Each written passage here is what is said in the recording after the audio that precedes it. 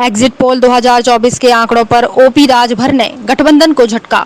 अखिलेश यादव राहुल गांधी पर तंज। सपा के राष्ट्रीय अध्यक्ष ओम प्रकाश राजभर ने विपक्षी गठबंधन के दलों पर जोरदार हमला बोला है। एग्जिट पोल सामने आने के बाद विपक्षी पार्टियों ने उससे सिरे से खारिज कर दिया। इस पर जवाब देते हुए राजभर ने कहा कि 8 जून को तीसरी बार नरेंद्र मोदी प्रधानमंत्री बनने जा रहे हैं।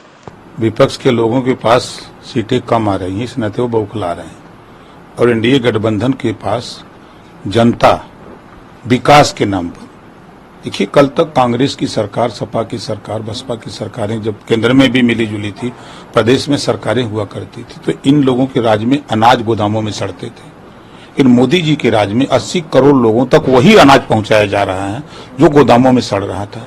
जनता खुश होकर के मोदी जी के नाम पर वोट दे रही है। मैं तो गांव में गया, गांव में मैं जैसे जो बुजुर्ग नहीं पहचान पाते हैं, 60 साल 65 साल के हैं, 70 साल के, उन्हें पूछा कि बाबूजी वोट के दिया था? बाबूजी कौन पार्टी से हुआ? उनके बाबूजी हम लोग ऐसा सर्वे करत है। कहा बाबूजी हम लोग मोदी जी को हम फूल वाला ही लगे, बाबू हमने फूल का वोट दे। मतलब ये ओपन मतदाता इस बात को कह रहा था। तो अब आप सोचिए ये लोग क्या किए हैं। इन लोगों ने पिछड़ों का हक लूटा, गरीबों का हक लूटा, दलितों का हक लूटा। मुसलमानों को सिर्फ नफरत दे करके लोग वोट लेते हैं। मुसलमानों को तो अकल आना चाहिए, ये अकलियत के लोग कहे जाते हैं, लेकिन इनके घर दिमाग में खाली सिर्फ नफरत भरी है। ये कभी पहली बार देश की आजादी में जो काम कांग्रेस, सपा, बसपा नहीं कर पाई, पहली बार मुसलमानों के लिए मोदी जी, योगी जी के राज में 51 बच्चे आईएएस पास हुए हैं। पहली बार ऐसा हुआ देश में। क्या बोलेगा कोई? ये मुसलमान को दिमाग में लोगों ने फितूर भर दिया, नफरत।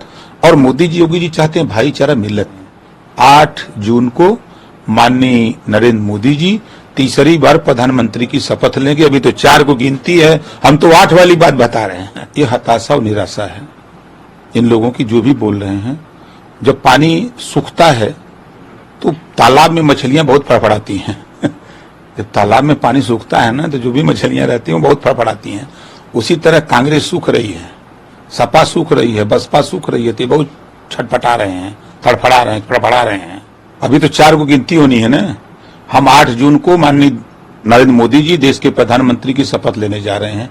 अभी लोगों को क्या पता है, अभी गिनती नहीं हुई है। हम 8 जून की बात कर रहे हैं। आप देखिएगा ये लोग भ्रम में हैं। ये लोग तैयारी करें और कुछ करना नहीं है। ये जितना चिल्ला रहे हैं ना, ये लोग नारा लगा रहे थे ना कि खटाखट खटाखट खटाखट बोल रहे थे ना।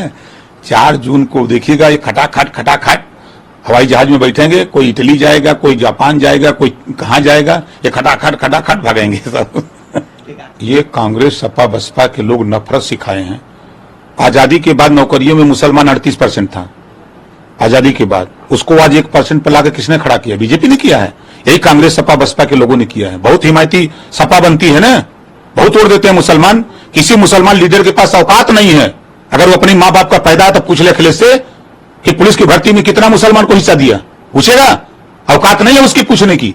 लीडर बनता है, शोषण हो रहा है समाज का। चाहे लेखपाल की भर्ती, चाहे ग्राम सेवक की भर्ती, बीडीओ की भर्ती, सीडीओ की भर्ती में कहीं मुसलमान को दिया हिस्सा? 5 साल में क्या दिया है मुसलमानों को? नफरत देते हैं सब। सिर्फ कांग्रेस, सपा, बसपा के लोग मुसलमानों को गुमराह करते हैं, नफरत देते हैं, उनको जो है बेवकूफ समझते हैं ये लोग। और मोदी जी उनको हक देते हैं, हिस्सा देते हैं।